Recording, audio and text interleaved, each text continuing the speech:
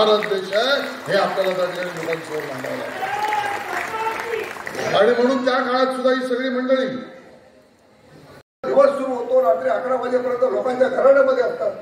प्रत्येक कार्यकर्त्याचं काम जोपर्यंत हॉलमधून होत नाही तोपर्यंत त्या कार्यकर्त्याला हॉलच्या बाहेर जायला पण मिळत नाही. त्याचं काम झाल्यानंतर त्याचं नाव घेतलं जातं. निश्चितपणाने फडणवीस साहेबांचं नेतृत्व महाराष्ट्राला नाही तर देशाला एक आदर्श म्हणून आपण बघतो. त्यांचं आपण या ठिकाणी मला वाटतं एक सुरुवात केलेली आहे.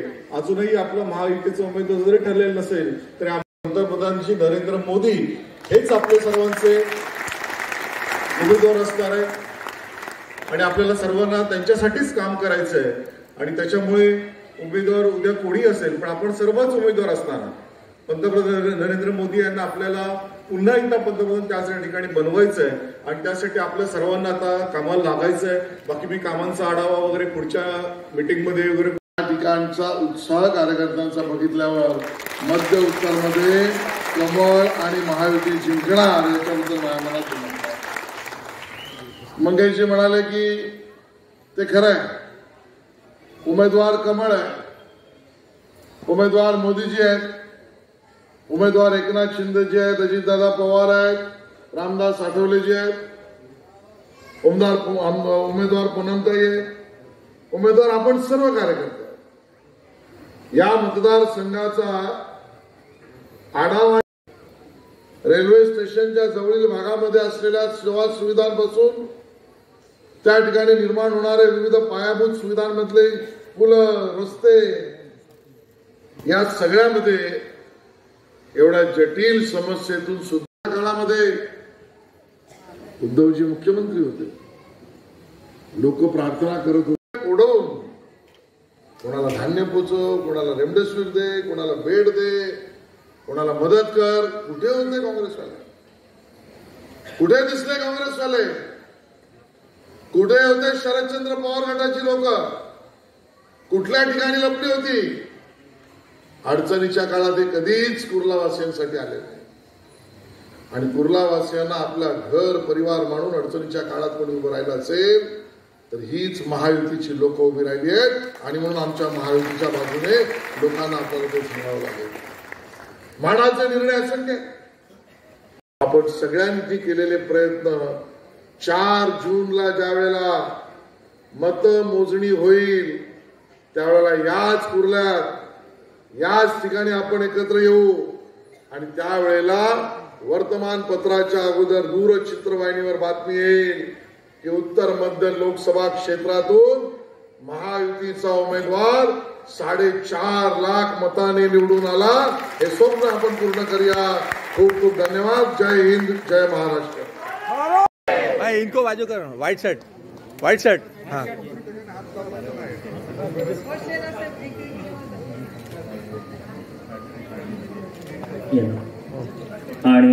लोग ने खुशी जताई है. क्या कहेंगे? इस तरह बरकरार रहेगा जो उसका कहेंगे? निश्चित तौर पे पूरे देश में लोकसभा का इलेक्शन होने जा रहा है.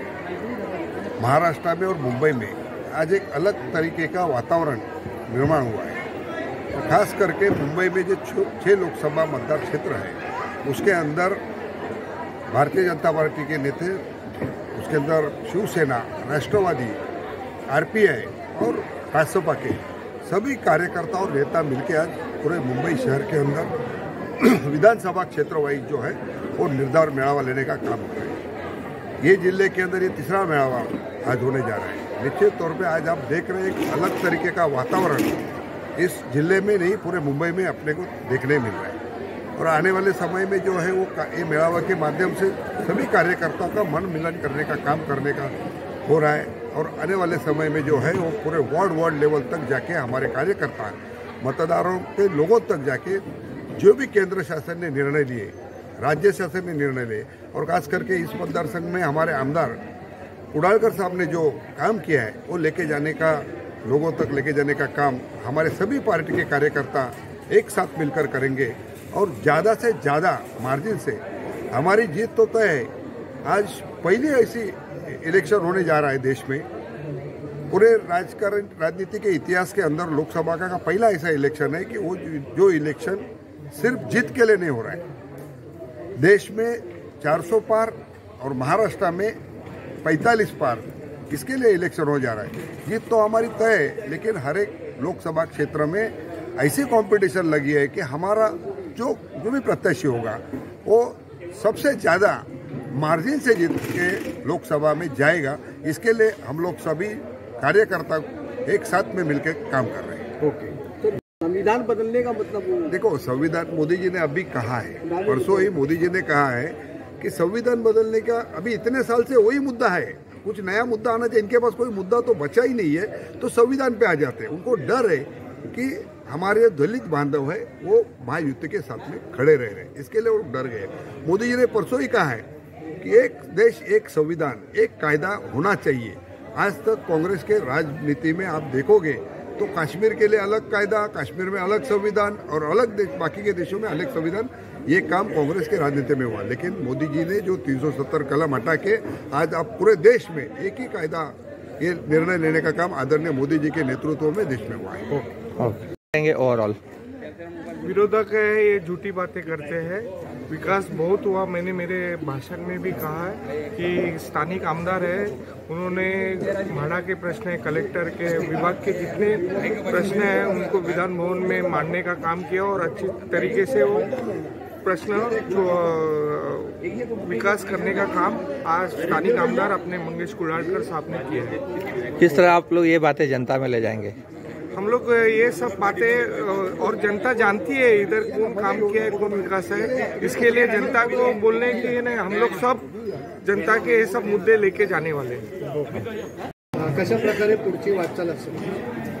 आज या ठिकाणी लोकसभा निवडणुकीच्या दृष्टिकोनातून उत्तर मध्य मुंबईच्या वतीने आणि कुर्ला विधानसभेतील सर्वच आपल्या शिवसेना, भाजपा, रासपा, RPI आणि राष्ट्रवादी अजितदादा पवार गट या सर्व पक्षातील गटप्रमुख, त्याचबरोबर विविध कार्यकर्ते या ठिकाणी सर्वांना एकत्रित करून आज या ठिकाणी बैठक ही संपन्न झाली आणि निर्धार मेळावा या ठिकाणी संपन्न झाला आणि निश्चितपणानं आम्ही सर्वजण कामाला या ठिकाणी लागलेलो आहोत। कारण आता निवडणुकीच्या दृष्टिकोनातून जवळजवळ महिनाभर सुद्धा उरलेलं नसल्यामुळे आपण सर्वच कार्यकर्त्यांना सूचना दिलेल्या आहेत की आता प्रत्येकाने आपापल्या मतदारसंघामध्ये आणि प्रत्येक ठिकाणी प्रत्येक विभागामध्ये आपण पोहोचायचं आहे आणि कुठल्याही परिस्थितीमध्ये पुन्हा एकदा आपल्याला देशाचे पंतप्रधान म्हणून नरेंद्रजी मोदींना पुन्हा एकदा त्या ठिकाणी बसवायचे आणि आपले उमेदवार जरी ठरले नसतील तरी आपण नरेंद्र मोदींच्याच रूपाने आणि आपण स्वतः उमेदवार आहोत अशा पद्धतीने कामाला लागायचं, अशा प्रकारे सूचना या ठिकाणी केलेल्या आहेत। लोकांमध्ये प्रश्न